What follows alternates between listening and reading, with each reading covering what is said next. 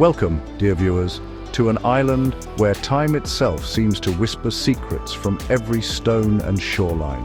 Today, I invite you to join me on a journey unlike any other, one that will uncover the most amazing and little-known facts about Malta.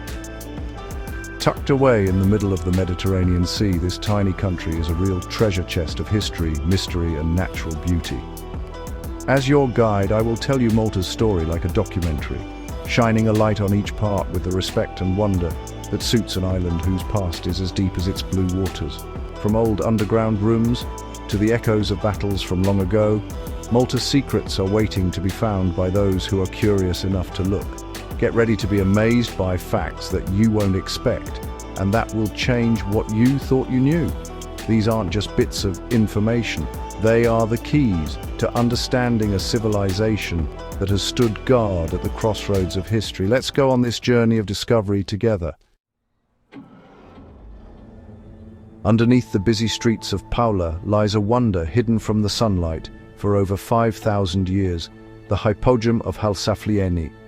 This underground burial place, always in shadow, is a maze of rooms carved out of solid limestone by hands long gone into the mists of ancient times. As you go down its narrow paths, a quiet sense of wonder settles in, a feeling of walking where ancient people once mourned their dead, performed their rituals, and thought about the mysteries of life. The Hypogeium isn't just a tomb. It shows how clever people were in a way that's hard to understand. The builders of this underground world carved out 3 levels, each one more detailed than the last. The rock-cut halls have perfect sound, showing that the builders understood sound and ceremonies.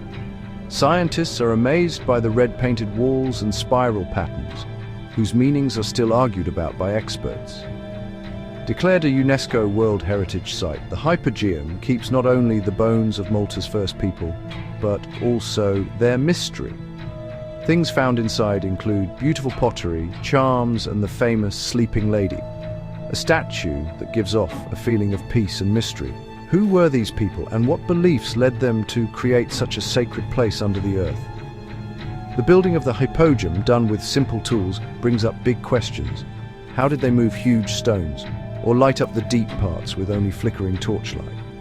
The answers might be lost to time, but the special feeling of the Hypogeium remains, a silent witness to how determined and imaginative humans can be. Visiting the Hypogeium is a rare chance because only a few guests are allowed each day. This protects the delicate environment, making sure that the old colors and carvings stay safe for future generations. To go inside is to step beyond the usual, to feel the pulse of a civilization almost forgotten.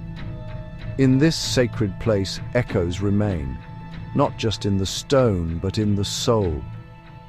The Hypogeium reminds us that under the surface of Malta, secrets still sleep, waiting for those who are patient and curious to wake them up. All over the Maltese landscape are monuments that challenge what we understand about ancient cleverness, the megalithic temples. These mysterious buildings, some of the oldest freestanding structures in the world, are older than both Stonehenge and the Great Pyramids of Giza. Their weathered stones have stood for over 5,500 years, quietly watching the beginning of civilization. The temples of Hagakim, Menajdra, and Tarxian form a group of sacred places, lined up with events in the sky. On the summer solstice, sunlight shines exactly through the temple doorways, lighting up inner sacred areas with a golden glow. This precise alignment with the stars suggests a culture that was very connected to the rhythms of the heavens. Each huge stone, weighing several tons, was carefully dug out and moved using only simple tools. The builders shaped them into detailed altars, curved walls, and rooms for telling the future, places where rituals about birth, life, and death happened in the flickering light of a fire. The altars are decorated with spiral patterns, animal carvings, and mysterious statues, suggesting a rich spiritual life. What did these temples mean to the people who built them? Archaeologists think they were places of worship, community gatherings, and maybe even healing. The remains of animal bones and offerings suggest detailed ceremonies, while the sound of the rooms suggests that chanting and music might have filled the air with haunting sounds. Even though they are so old, the temples are still amazingly well preserved, partly because of Malta's mild weather and the care of many generations. Their importance has earned them UNESCO World Heritage status, attracting scholars and visitors alike to marvel at their mystery. Walking among these stones, you can't help but feel the presence of those who came before. Their skill, their respect for the land and sky, and their desire for meaning echo through time. The megalithic temples are not just old things, they are living proof of the lasting human spirit. As we go forward, let's remember the wonder inspired by these ancient builders, whose vision and skill continue to puzzle and inspire. In the 16th century, Malta's future was changed forever by the arrival of the Knights of St. John, a group of noble warriors who had been forced to leave Rhodes. These warrior monks, wearing special white robes with an 8-pointed cross, turned Malta into a fortress island, a strong defense against the forces that threatened Christian Europe. The knights brought with them not only fighting skills, but also a history of art, architecture, and how to govern. Valletta, Malta's capital, was carefully planned and built under their watchful eyes. Grand inns, magnificent palaces, and the splendid St. John's Co-Cathedral rose from the rocky ground, their insides decorated with works by Caravaggio and other famous Renaissance artists. Malta became a meeting point of cultures, a safe place for noble people seeking refuge, and an important outpost in the fight between East and West. The knights' tradition of caring for the sick led to the creation of hospitals and infirmaries, where the ill and injured found comfort and care. But the knights were not just builders or healers. Their navy patrolled the Mediterranean, challenging pirates and rival empires. Their strongholds, including the mighty Fort St. Elmo and Fort St. Angelo, survived sieges that would have destroyed weaker fortresses. The walls of Valletta, thick and unyielding, still show how determined they were.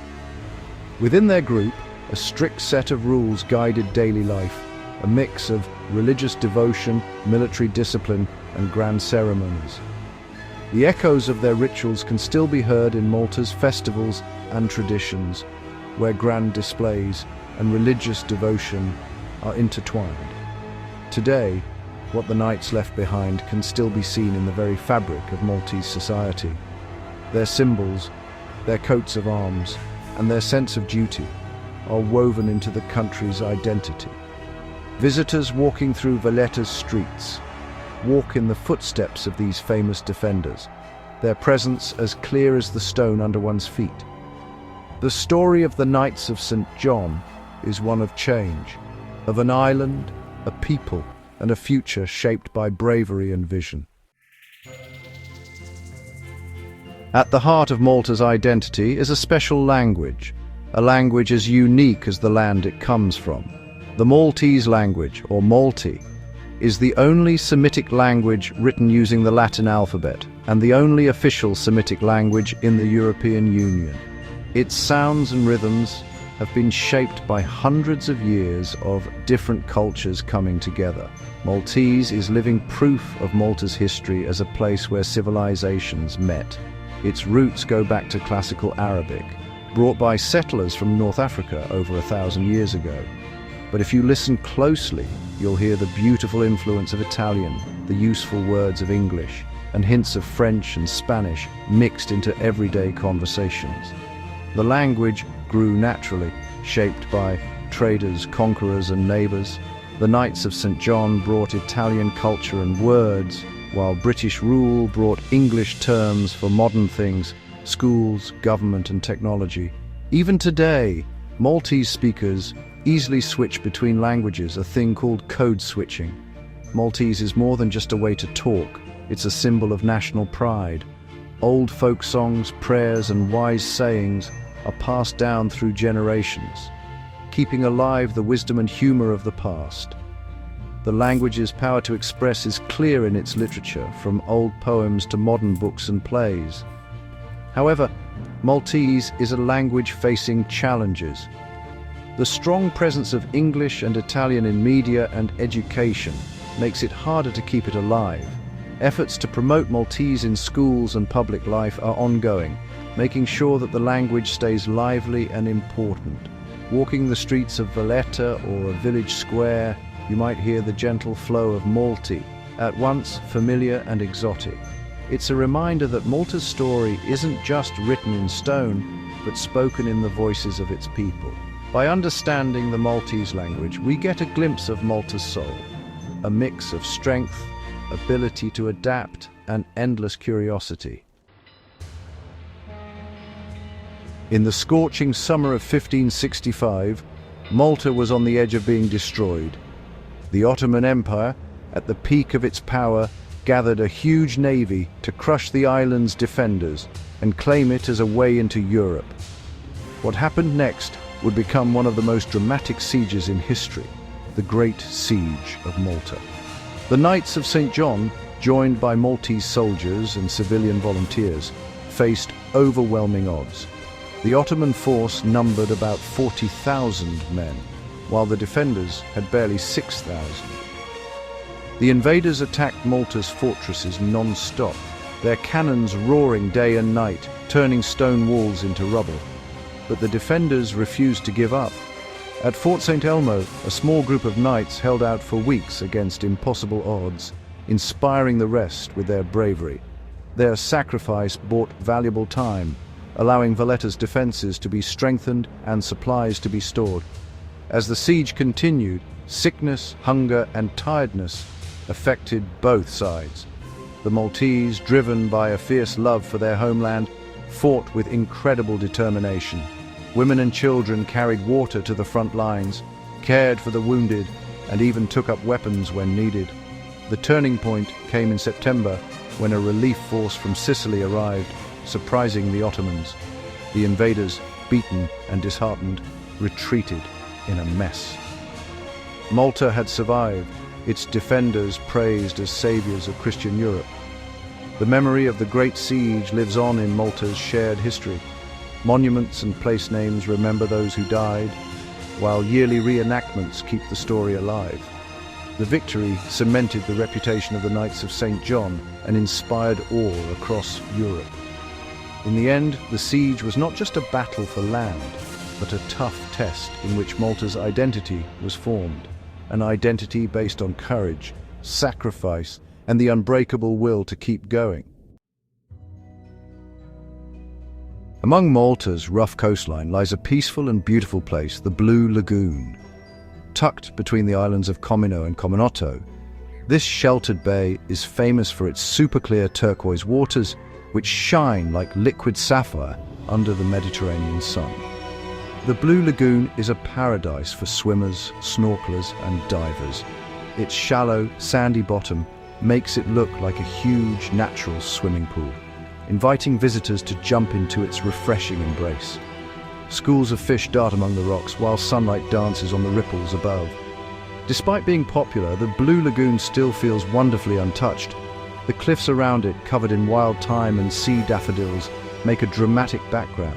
Small boats gently bob at anchor, their reflections seen in the calm water. For centuries, Comino was a safe place for hermits, pirates, and smugglers, its caves and coves offering shelter from both storms and people chasing them. Today, the island is mostly empty, home to just a few people and one hotel, making sure the lagoon remains a sanctuary for those looking for peace in nature.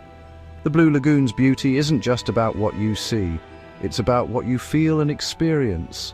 The smell of salt and sun-warmed stone, the sound of waves gently hitting the shore, and the sight of seabirds flying overhead create a feeling of calm thought. Yet, this delicate natural system needs careful looking after. Efforts to protect it aim to balance tourism with keeping marine life and natural habitats safe. Visitors are encouraged to respect the lagoon's untouched environment, leaving only footprints and taking only memories. The Blue Lagoon reminds us that Malta's treasures aren't only in the past. Here, surrounded by sun and sea, nature's artistry continues to inspire wonder and amazement. In the dark days of World War II, Malta's important location made it a very valuable prize and a target for endless attacks. The island became one of the most bombed places on Earth, suffering over 3,000 air raids in just 2 years. Yet Malta and its people refused to give up. The island's importance was its ability to stop the Axis powers' supply lines to North Africa. British forces, helped by the Maltese, launched brave attacks against enemy convoys, earning the admiration and anger of the Axis powers. In response, Malta was subjected to a cruel blockade and daily bombing. Life underground became normal. Families took shelter in caves carved into rock, coming out only when the raids stopped. Food and fuel became scarce, but the islanders' spirit remained strong. Stories of bravery are everywhere. Pilots rushing to intercept enemy planes, nurses caring for the wounded by candlelight, and civilians sharing what little they had. In recognition of their courage, King George VI awarded the entire island the George Cross, the highest civilian honor for bravery. The medal, shown on Malta's flag, is a symbol of shared courage and strength. The siege of Malta became a turning point in the war in the Mediterranean. The successful arrival of important supply convoys, like the famous Operation Pedestal, helped change the balance in favor of the Allies. Malta's stubborn resistance inspired hope across the free world. Today, what happened in World War II is visible in Malta's museums, memorials, and the memories of those who lived through it. The island's story is one of survival against huge odds, a testament to the power of unity and the human spirit. As we finish our journey, we honor not only Malta's past, but its lasting legacy as an island that again and again refused to give in. As our journey comes to an end, I invite you, dear viewers, to look beyond the surface and discover the deep wonders of Malta for yourselves. This island, though small in size, is huge in history, culture, and natural beauty. A story woven through thousands of years of triumphs, struggles, and creativity. Thank you for joining me as we uncovered Malta's most amazing secrets. From ancient temples and underground mysteries to tales of bravery and the sound of a unique language, we have only just begun to explore what this remarkable land has to offer. I encourage you to explore Malta further, whether in person or through the stories passed down by its people. If you have enjoyed this trip, please consider liking, commenting, and subscribing for more documentaries that show the hidden treasures of our world. Your curiosity and support make these journeys possible. Until next time, may the spirit of discovery guide your every step.